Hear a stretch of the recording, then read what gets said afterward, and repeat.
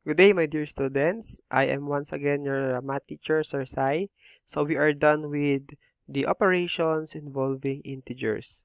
So for this module, we will focus on the properties on operations of integers and converting fractions to decimals and vice versa.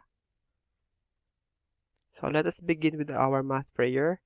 Heavenly Father, add wisdom in our minds, subtract evil in our hearts, multiply our blessings, and help us divide it to others. Amen. So as a review, let us perform the following operations. So we have 4 problems. Number 1, negative 5 plus positive 11. Number 2, negative 15 minus 20. Number 3 is positive 8 times negative 4. And you have negative 60 divided by positive 4. So the first one is addition. So first step, look at the signs of the integers. 5 here is negative, 11 is positive. So our rule, if they have different signs, we will subtract. So 11 minus 5 is equal to 6. And then we will use the sign of the integer with the greater absolute value.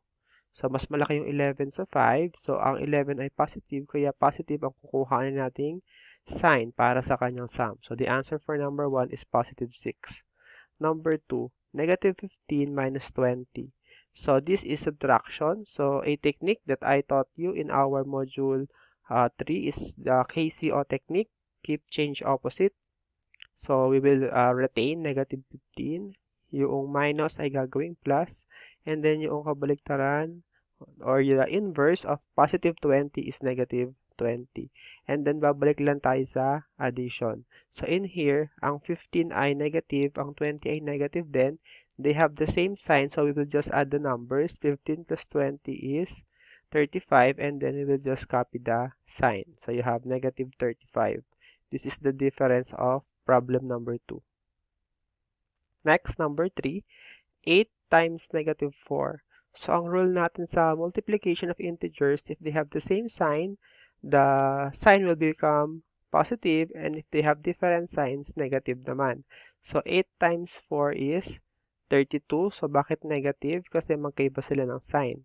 Ganun din ang i-apply natin kapag division. So, negative 60 divided by 4. So, the answer here is negative 15. Magkaiba ng sign, kaya negative. So, I hope kahit papaano na master nyo na or may idea na kayo sa mga rules kapag tayo ay nagpa-perform ng operations involving integers. So, this time, let us find words related to our lesson. So, meron na to sa inyong module. You can finish or complete your module after this one. So, pwede nyo i-pause yung video. Hanapin nga natin yung word of fraction, integers at 0. So, ito yung fraction. You have integers and then 0. So, finish your activity found in your module.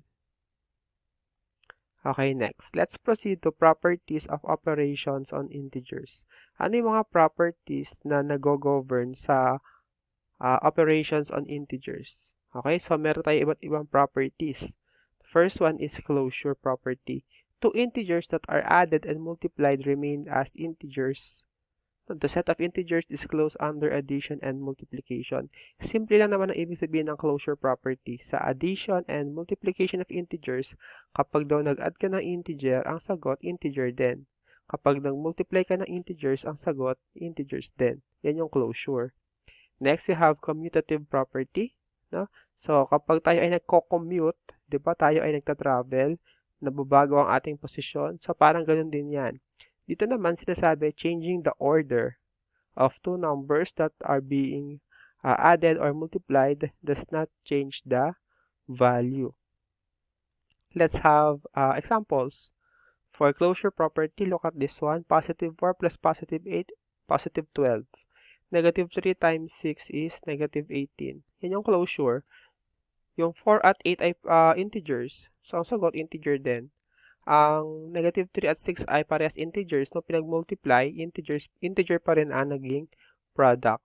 Ano? So, ito ay para lamang sa addition and multiplication. Kapag kasi like division, pwedeng iba, pwedeng hindi integer ang maging sagot. Okay, so commutative property, look at this one. 2 plus 8 equals 10. Ngayon, nung binaliktad ko, ginawa kong 8 plus 2, the answer is the same. Ano? Even though we changed the order, the answer remained the same. Ganun din sa may number 2. You have negative 5 times negative 3. Ang sagot ay positive 15. They have same sign, kaya naging positive. Nung binaliktad ko, positive 15 pa rin ang sagot. That is commutative property.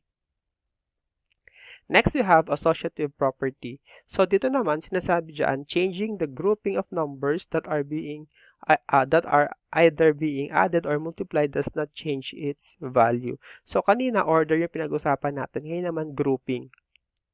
No, mamaya may mga examples din ako dyan. And then, you have distributive property. When two numbers have been added or subtracted and then multiplied by a factor, the result will be the same when each number is multiplied by the factor and the products are then added or subtracted. So, may mga example tayo dito. So, para sa associative property, so yung example number 1, 2 plus 4 plus negative 3. So, meron akong grouping symbol na ginamit dito. So, kung familiar kayo sa ating order of operations, i-perform daw muna natin yung operation na nasa may grouping symbol. So, dito, unahin daw natin i-add to. So, 2 plus 4 is 6 plus negative 3. So, you have 6 plus negative 3. Dahil magkaiba ng sign, magma-minus. 6 minus 3 is 3. And then, magkaiba ng sign, kukuhanin natin yung sign ng number na mas malaki yung absolute value.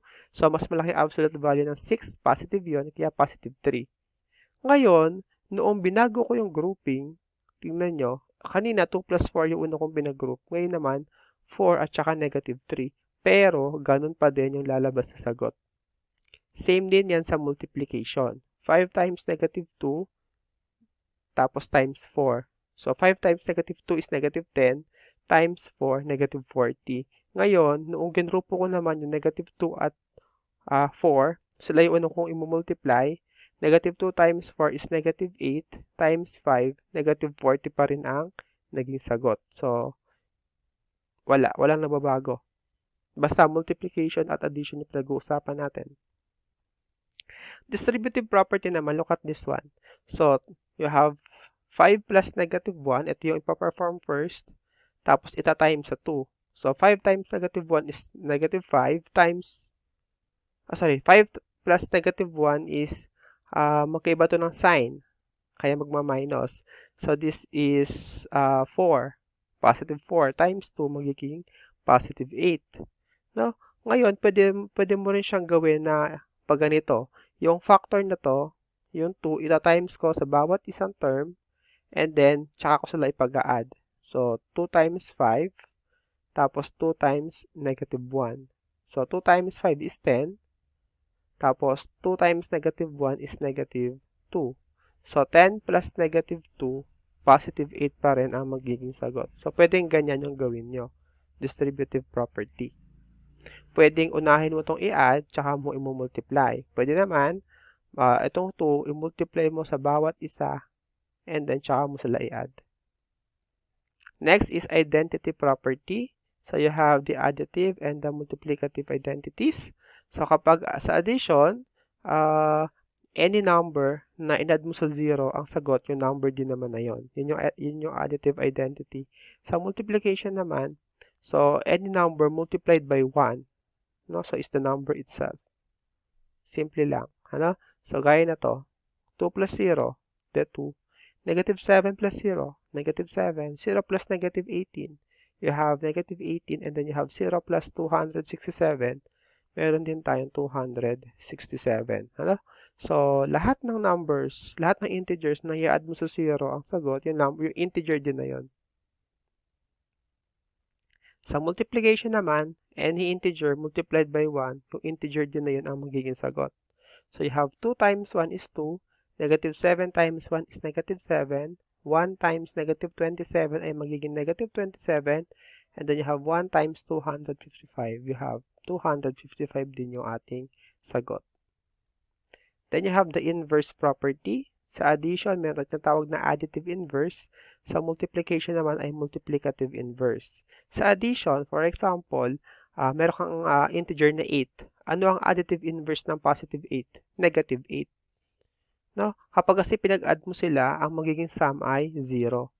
Sa multiplicative inverse naman, so kunyari ang ating integer ay 5, ang kanyang multiplicative inverse ay magiging 1/5.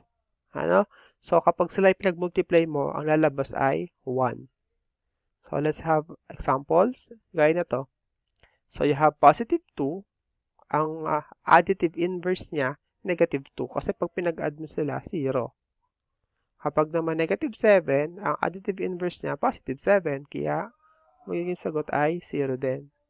So, dito naman, meron tayong examples ng multiplicative inverse. So, ito ay positive 3. Ano ang multiplicative inverse niya? Baliktarin natin siya. Ang 3 kasi, ang denominator niya ay 1. So, baliktarin natin yon. So, magiging 1/3. No, kapag pinag-multiply mo yan, 3 times 1 ay 3. Yung 1 na denominator times 3 ay 3 din. 3 divided by 3, ang sagot ay 1. So, ganun din dito. Negative 5 times yung negative 1 o 1/5. No, ito yung kanyang multiplicative inverse. Lalabas din ay 1. Next, let's proceed to rational numbers. A rational number is any number which can be written as a quotient of two integers where the divisor is not 0. The word rational comes from the word ratio, which means quotient. Thus, any number that can be written in fraction form is a rational number. This includes integers, terminating decimals, and repeating decimals, as well as fractions. So, rational. Kapag sinabi ng rational, parang siyang ganito ang itsura niya. Ito yung form niya. Yung A at B, pwede mong palitan ng integers. Pero dapat yung B natin, o yung denominator natin, hindi mag-equal sa 0. Kasi kapag nag-equal sa 0, magiging undefined yon. So, kunyari, 2/3. Yung 2 ay yung A, yung 3 ay yung B. So, yan yung ating rational number. Meron daw tayo iba't ibang forms. So, pwedeng ganito siya. No? An integer can be written as a fraction simply by giving it a denominator of 1. So, any integer is a rational number. Kunyari, 4/1. So, yun ay isa na siyang rational number. Ito, 3/5, rational number din yan. Terminating decimal, ito yung 1/2. Kapag ginawa mo siyang decimal, 0.5 yan. When say terminating, humihinto na.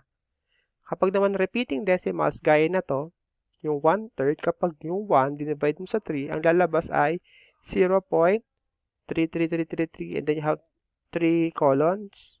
So, ibig sabihin are 3 dots. Ibig sabihin, dire-diretso pa yan. Walang katapusan. Pero yung mga numbers pa ulit-ulit lang din naman. So, ito ay mga forms ng rational numbers. Let us study this one. So, meron tayong mga number dito. Kapag kaya natin siya ang gawing fraction, rational siya. Kapag naman hindi natin siya kayang gawing fractional form, hindi siya rational. Ang tawag doon, irrational numbers. So, gaya na to, yung 5 na integer. Pwede mo siyang gawin kasi na 5/1. Diba? Sabi ko sa inyo, ang mga integers na gaya ng 5, ang denominator niya ay 1. So, rational sila. Gaya, ito rin, mga rational numbers kasi meron silang fractional form. Etong square root of 2 ay hindi. Kapag kinalculator niyo yan, so yung square root of 2 ay merong mga numbers, may mga decimal places siya, mga decimal values na paiba-iba at saka wala siyang katapusan. Ano? Kaya siya ay irrational numbers. Okay? So, meron akong isa pang part after ng lesson na to. Konting review lang sa basic topics about decimals. Okay? Thank you.